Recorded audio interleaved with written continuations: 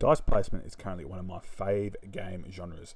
Having different values to place on spaces and then getting resources or actions based on those values tickles my brain in just the right way. Hi, I'm Conor as part of the Board Game BBQ podcast, and this is a review for Brew by Pandasaurus Games and created by Steve Torres. Brew is a dice placement game which pairs straightforward actions with some really rewarding and important placement. Not only that, look at this art, it's incredible. In Brew, you are given 6 die at the beginning of the game and for the entirety of the game. 4 of these are foraging die, 2 are elemental die. In most cases, elemental die can be used interchangeably with foraging die, but not the other way around. So you might be wondering why there's 2 types of dice in the game, forage and element dice. And if you're not wondering, well, bad luck, I'm going to tell you anyway. These incredibly charming die form the meat and taters of the game. You'll be placing these to take any of the following actions: harvesting ingredients or training monsters in the forest, or taking actions in the village. All of these actions can lead to you gaining victory points, which, funnily enough, are the way that you win the game. Let's take a quick look at turn structure. On your turn, you must place one of your dice onto a matching locale. Element dice can break this, however, but you must attempt to place a matching dice where you can. You can brew a potion by paying the appropriate foraging costs, and you can drink a potion, giving you a wide variety of abilities throughout the round. Drinking the potion does not take away from the victory points that was allocated to you. You can take these actions in any order that you want, whether that's placing a die second, brewing a potion to take advantage of your previous die placements, but you can only do each action once. And you can only do each action while you have a die to place. Forage die must be placed on a matching location to what has been rolled. For example, on this twig location where I've put this yellow die. You then take the matching ingredient. Forage die belong to you and only you, and this becomes important at the end of the round. Before we duck off, any symbol or any die can be placed on these locations in the village, whether it be day or not. Elemental die have unique powers depending on where you place them.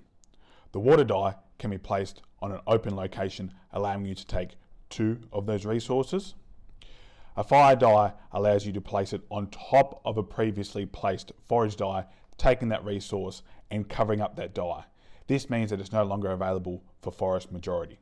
And finally, the wind die lets you replace one of your previously placed die to be able to use for later, as well as getting a harvest point. Once all the dice have been placed, one by one, check each forest location to see who has the majority of dice in each forest.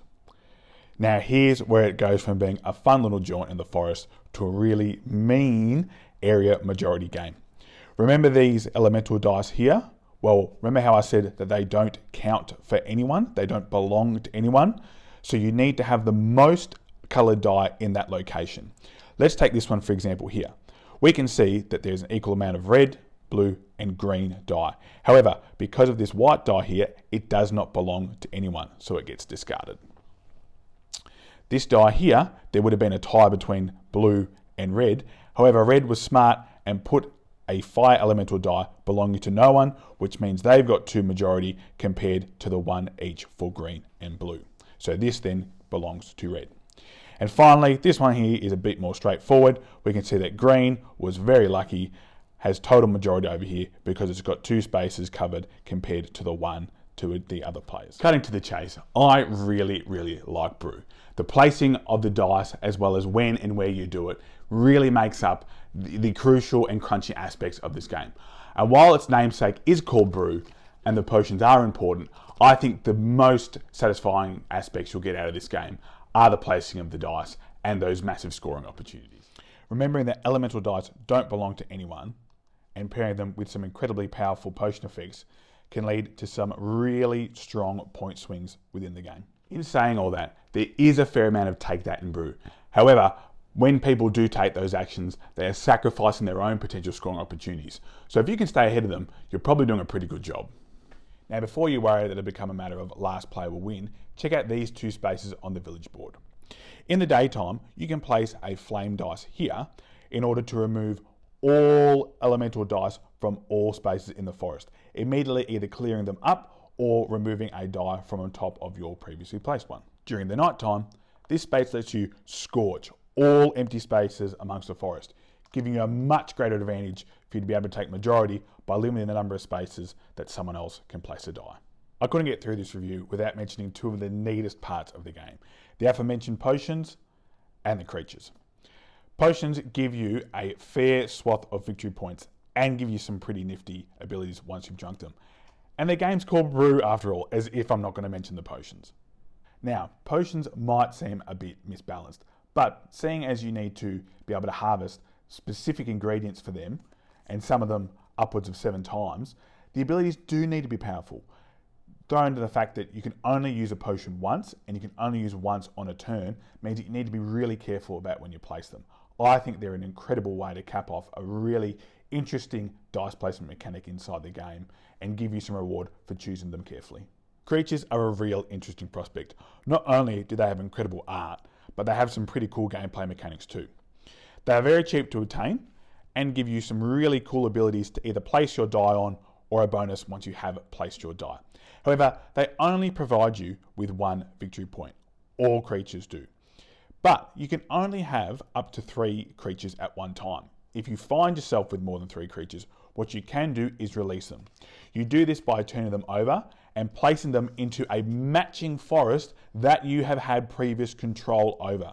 What this means is you lose the access to their ability, but you also get 3 victory points, giving you a great avenue to victory if you wish. Brew should be your first dice placement game. It pairs interesting but straightforward dice placement mechanics with some really incredible art. Plus, you throw in the fact that there's creatures and potions which can really liven up the gameplay and give you some more interesting scoring opportunities.